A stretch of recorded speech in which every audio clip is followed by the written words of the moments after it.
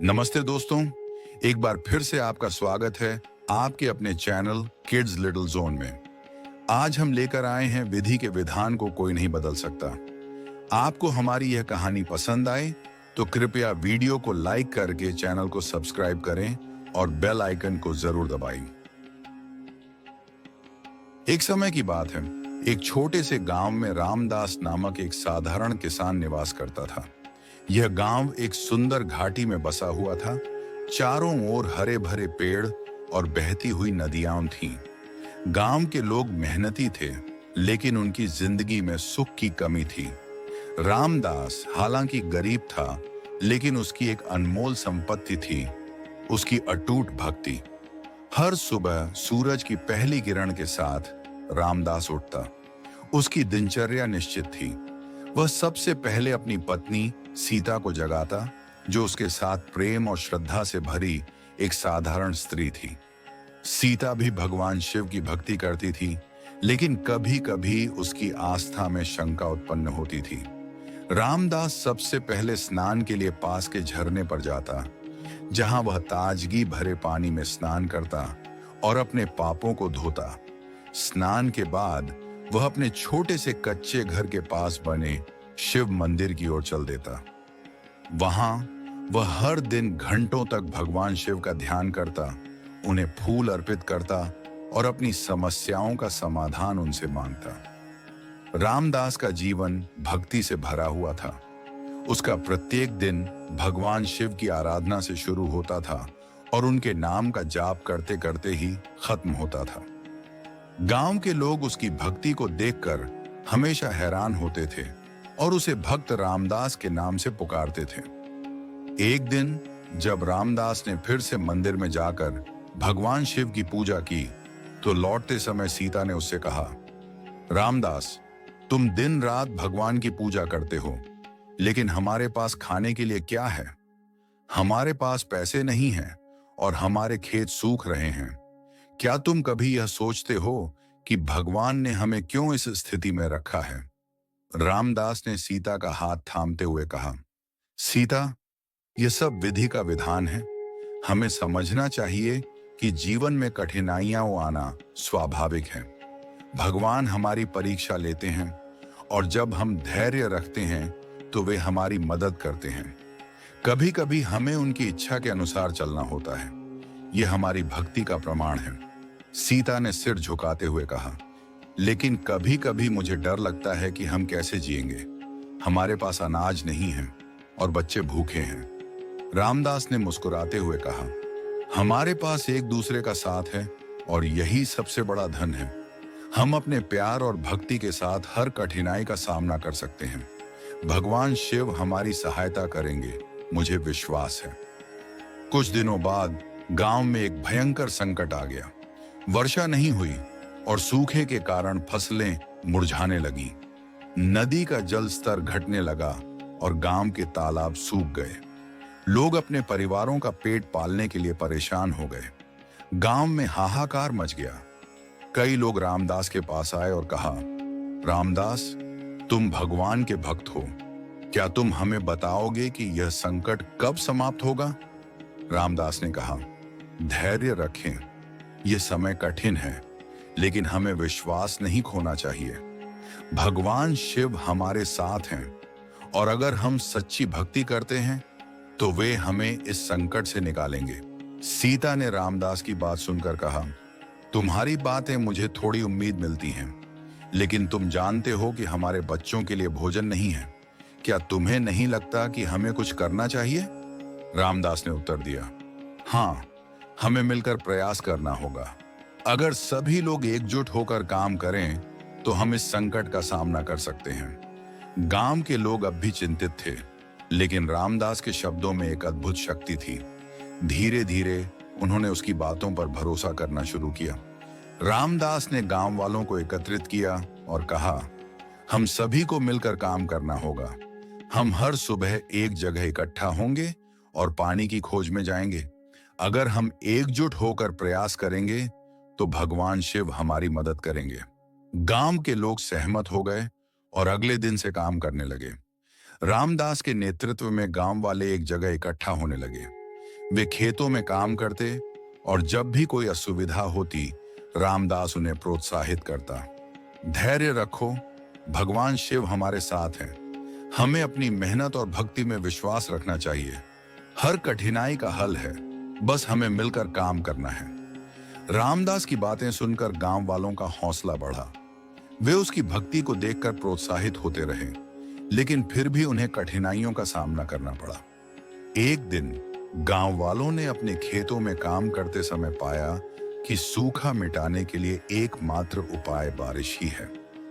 उन्होंने सबने मिलकर भगवान शिव से प्रार्थना की, लेकिन जब बारिश नहीं हुई तो उनकी उम्मीदें टूटने लगीं।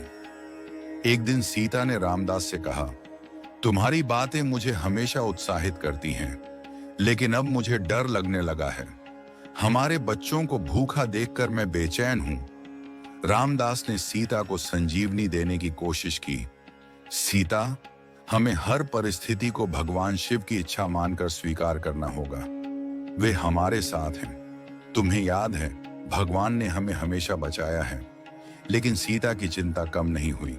उसने कहा, लेकिन भगवान ने हमें इस संकट में क्यों रखा है? क्या हम इतने खराब कर्म कर चुके हैं कि भगवान हमसे नाराज हैं? रामदास ने उसे समझाते हुए कहा, यह सब हमारे कर्मों का फल है, लेकिन हमें अपने कर्मों को सुधारने का प्रयास करना चाहिए। भगवान हमें सिखाते हैं कि हमें किस तरह जीना चाहिए। यह कठिनाई हमें और मजबूत बनाएगी। सीता ने कहा, मैं जानती हूं कि तुम्हारी बातें सही हैं, लेकिन दिल की गहराई में मुझे यह भी लगता है कि हमारी भक्ति कहीं ना कहीं कमजोर हो रही है। क्या हमें कुछ विशेष करना चाहिए ताकि भगवान शिव हमारी पुकार सुने? रामदास ने कहा, हाँ, हमें अपने भक्ति के स्तर को बढ़ाना होगा। हम हर शाम एकत्रित होकर भगवान शिव के भजन गाएंगे और प्रार्थना करेंगे। अगर हम सभी मिलकर सच्चे मन से प्रार्थना करेंगे तो भगवान हमारी सुनेंगे। एक रात जब रामदास शिव की पूजा कर रहा था, उसने भगवान शिव के दर्शन किए। भगवान ने कहा, हे रामदास, तुम्हारी भक्ति और श्रद्धा ने मुझे प्रसन्न किया है। कल से तुम्हारे गांव में वर्षा होगी। तुम्हारी मेहनत और भक्ति का फल मिलेगा। जब रामदास ने यह बात अपने गांव वालों को बताई तो कुछ लोगों ने यकीन किया, लेकिन कुछ ने उसे मजाक में उड़ा दिया। अगले दिन सुबह जब आसमान में काले बादल छाने लगे तो गांव वालों में हलचल मच गई। जल्द ही बारिश शुरू हुई। वर्षा की बूंदें खेतों में गिरीं और गांव का वातावरण आनंदित हो गया। सब लोग एक दूसरे को बधाई देने लगे और भगवान शिव की महिमा गाने लगे। रामदास ने कहा, देखो, भगवान शिव ने हमारी प्रार्थनाओं का उत्तर दिया है। हमें उनकी भक्ति और धैर्य को कभी नहीं भूलना चाहिए। गांव में उत्सव का माहौल था। लोग भगवान शिव की आरती गा रहे थे और अपनी समृद्धि की कामना कर रहे थे। इस चमत्कार के बाद गांव में बदलाव आ गया। लोग अब रामदास की भक्ति को देखने लगे और उसकी बातें मानने लगे। जो लोग पहले भगवान में विश्वास खो चुके थे, वे अब फिर से भगवान शिव की पूजा करने लगे। गांव वालों ने एक दूसरे के प्रति अपने मन में प्रेम और विश्वास जगाया। उन्होंने समझा कि कठिनाइयों का सामना करना कितना आवश्यक है और भक्ति के द्वारा कठिन समय को पार किया जा सकता है। रामदास ने उन्हें कहा, भगवान शिव हमेशा हमारे साथ हैं। हमें कभी भी अपनी भक्ति को नहीं छोड़ना चाहिए। जब हम सच्चे दिल से प्रार्थना करते हैं तो भगवान हमारी मदद अवश्य करते हैं। गांव में भक्ति का माहौल बन गया।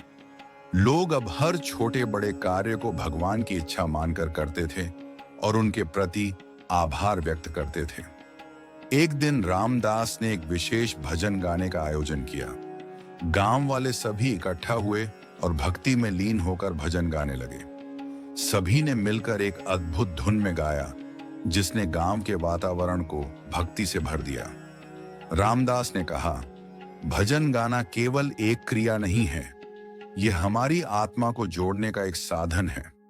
जब हम सब मिलकर गाते हैं तो हमारी भक्ति और अधिक शक्तिशाली हो जाती है।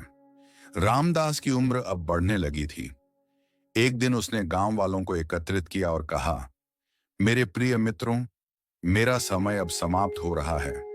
लेकिन याद रखें, सच्ची भक्ति और धैर्य से ही जीवन का सही मार्ग मिलता है। कठिनाइयां आएंगी, लेकिन हमें भगवान शिव पर विश्वास रखना चाहिए। गांव वालों ने उसे सुनते हुए आंसुओं के साथ कहा, नहीं रामदास, तुम हमें नहीं छोड़ सकते। तुम्हारी बातें हमें हमेशा प्रेरित करती हैं। हम तुम्हारी भक्ति से प्रेरणा लेते रहेंगे। रामदास ने मुस्कुराते हुए कहा, मेरी भक्ति का फल तुम्हारे लिए एक उपहार है। तुम हमेशा भक्ति के मार्ग पर चलना और एक दूसरे का साथ देना, यही जीवन का असली सार है। उसके शब्दों ने गांव वालों के दिलों में एक गहरी छाप छोड़ी। उन्होंने वादा किया कि वे रामदास की भक्ति को अपने जीवन में अमल करेंगे। कुछ ही दिनों बाद रामदास ने इस दुनिया को छोड़ दिया, लेकिन उसकी भक्ति और शिक्षाएं गांव के लोगों के दिलों में जीवित रहीं। वे उसे श्रद्धांजलि देते रहे और उसकी भक्ति को अपने जीवन में अपनाते रहे। गांव के लोगों ने रामदास के नाम पर एक छोटे से मंदिर का निर्माण किया, जहां वे उसकी याद में हर साल एक भक्ति महोत्सव मनाने लगे। इस महोत्सव में गांव के लोग मिलकर भजन गाते और भगवान शिव की आराधना करते थे। हर साल रामदास के नाम पर मनाए जाने वाले महोत्सव में गांव वाले एकत्र होते थे। इस दिन गांव के सभी लोग अपने अपने कार्यों को छोड़कर मंदिर आते थे। यह दिन केवल भक्ति का नहीं, बल्कि गांव के एकजुटता का प्रतीक बन गया था। गांव के बच्चे विशेष तैयारी करते थे। वे भजन गाने के लिए विशेष रूप से अभ्यास करते थे और बड़े लोग भी मिलकर भजन गाते थे। महोत्सव के दिन मंदिर के चारों ओर रंग बिरंगे झंडे लगाए जाते थे और वहां खुशियों का माहौल होता था। इस महोत्सव का आयोजन गांव की संस्कृति और परंपरा को बनाए रखने का एक महत्वपूर्ण हिस्सा बन गया। यह न केवल रामदास की याद में, बल्कि भगवान शिव की महिमा के लिए भी समर्पित था। गांव में हर साल महोत्सव के दौरान लोग एक दूसरे के साथ मिलकर खाना बनाते और सभी एक साथ बैठकर भोजन करते। यह एकता और भाईचारे का प्रतीक था। रामदास की भक्ति ने गांव में एक अद्भुत परिवर्तन लाया था। लोग अब न केवल एक दूसरे की मदद करते थे, बल्कि सभी कठिनाइयों का सामना एकजुट होकर करते थे। रामदास की कहानी केवल गांव तक सीमित नहीं रही। उसके सिद्धांतों ने आसपास के गांवों में भी भक्ति का दीप जलाया। लोग दूर दूर से आए और उसकी शिक्षाओं को सुनने लगे।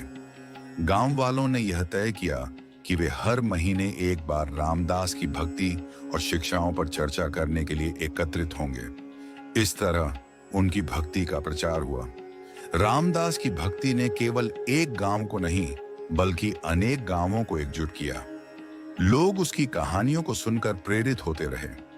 कई लोग अब रामदास की भक्ति से प्रेरित होकर एक साधु का जीवन जीने लगे। उन्होंने अपने जीवन में सच्ची भक्ति को अपनाया और कठिनाइयों का सामना धैर्यपूर्वक किया। इस तरह रामदास की कहानी और उसकी भक्ति का संदेश पीढ़ी दर पीढ़ी चलता रहा।